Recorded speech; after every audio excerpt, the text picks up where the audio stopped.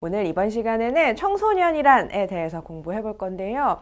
여러분들 강의 시작하기 전에 청소년이라고 단어를 생각하면 여러분들이 어떤 것들이 떠오르시는지 한번 생각해 보실게요.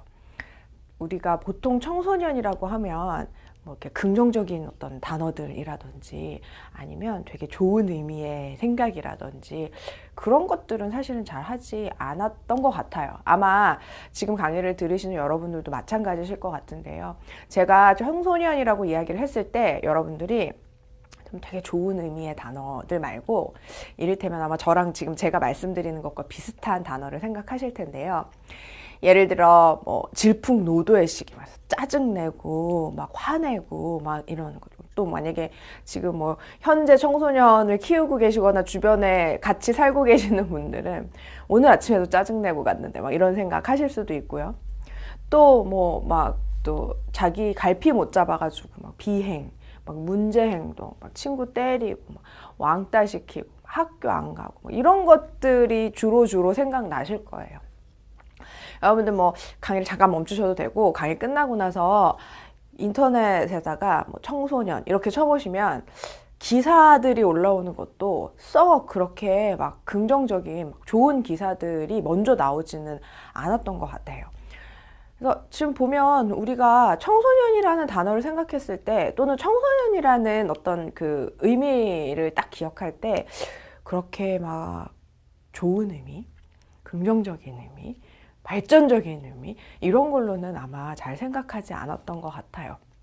그래서 이번 시간을 통해서 제가 여러분들에게 청소년에 대한 기본적인 의미에 대해서 또 법적 정의나 어떤 관점들에 대해서 간략하게 설명을 드릴 텐데요. 이번 시간뿐만 아니라 제 강의 처음부터 끝까지 전체적으로 들으시면서 물론 제가 중간중간에 청소년 문제들에 대해서 말씀을 드리겠지만 여러분들이 청소년에 대해서 지금과는 조금 다른 시각으로 청소년을 바라보는 그런 장을 좀 만들었으면 하는 바람이 있습니다. 여러분들이 지금 청소년 복지를 들으시는 이유는 굉장히 여러 가지실 것 같아요. 뭐 자격증을 따기 위해서도 그렇고 뭐 여러 가지 이유가 있으실 텐데 청소년과 관련된 일을 하시거나 아니면 청소년에 대해서 조금 더 알고 싶으시다면 청소년에 대한 시각을 조금 더 긍정적으로 바꾸는 것 먼저 하시는 것이 바람직할 거라고 생각이 돼요. 그래서 전체적으로 여러분들 제 강의를 들으시면서 청소년에 대해서 조금 더 긍정적인 부분이라든지 아니면 조금 다른 시각으로 청소년을 바라볼 수 있는 시각이라든지 그런 부분들을 좀 키워내셨으면 하는 바람이 있습니다. 그럼 한번 시작해 볼게요.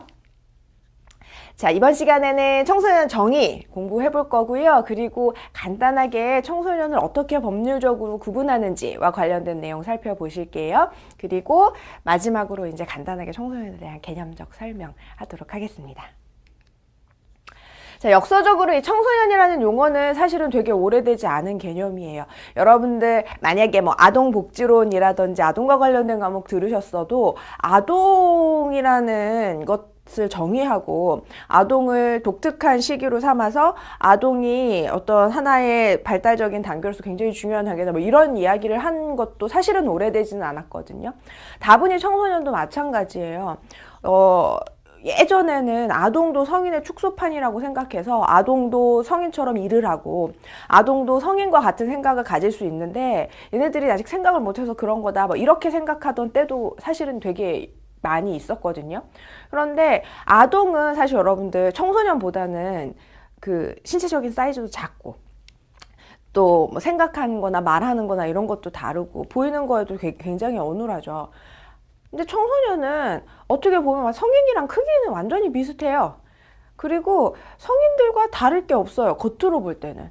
그러니까 당연히 이 청소년들을 생각할 때 그렇게 성인이랑 따로 떼어서 생각해야 하나 또는 아동과 좀 같이 봐야 하나 뭐 이런 다양한 생각들을 하게 된 거죠. 그래서 청소년을 따로 떼어서 본 적은 없었던 것 같아요. 근데 여러분들 이렇게 단적인 예로 볼 수 있는 게 뭐냐면 여러분들 예전에 지금은 이제 소아청소년과라고 해가지고 우리가 아이들이 병원 갈 때 소아과랑 청소년과를 합쳐서 소아청소년과라고 하잖아요. 그런데 불과 몇 년 전까지만 하더라도 어른들은 내과를 가면 됐고 아이라고 생각하는 애들은 소아과를 가면 됐어요. 그런데 청소년들 중학교, 고등학교 애들은